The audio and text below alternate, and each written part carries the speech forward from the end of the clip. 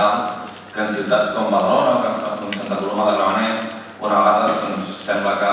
aquests valors de l'entitat queden una mica més soterrats, doncs és molt important que Òmnium també sigui present aquí a Santa Coloma de Gramenet, on gràcies a l'esforç de moltes persones, però també gràcies a l'esforç d'Òmnium, l'any 1972 va ser la primera gran ciutat de Catalunya on es va ensenyar català a totes les escoles de la ciutat. Santa Coloma necessita un important impuls en l'àmbit de la cultura.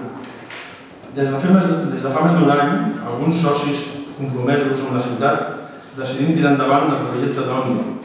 Als mesos de setembre i octubre participem activament en els actes del Fora d'Aigua